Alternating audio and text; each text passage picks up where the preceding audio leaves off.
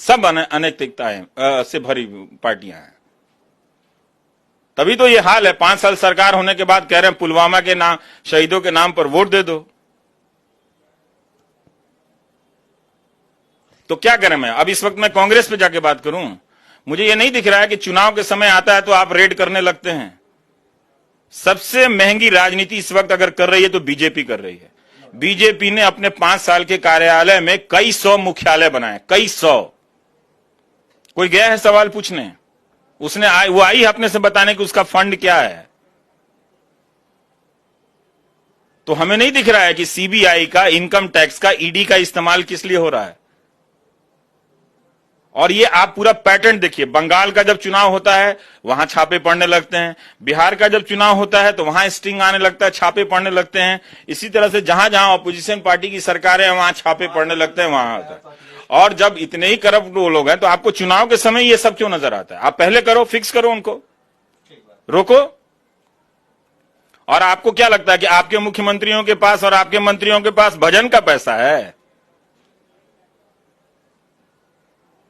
जजमानी का पैसा है कि कहीं गए सत्यनारायण बाबा का कथा कराने तो बदले में जजमानी मिला, उसका पैसा है?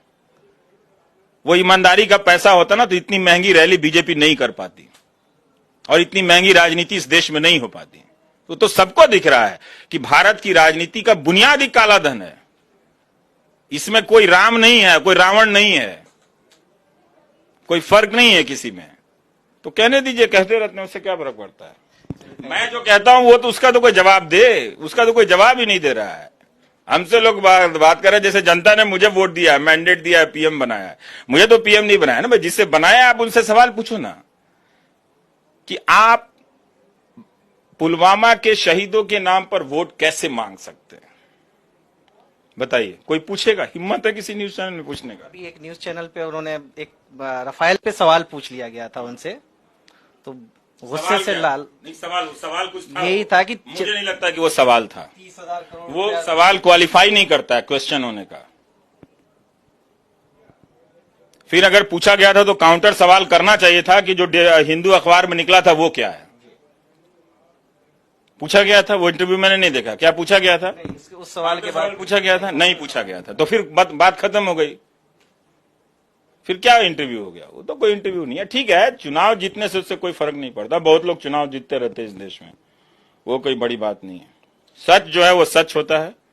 हमारे देश की राजनीति चुनाव में झूठ जीतता है, ये कोई बड़ी बात नहीं है।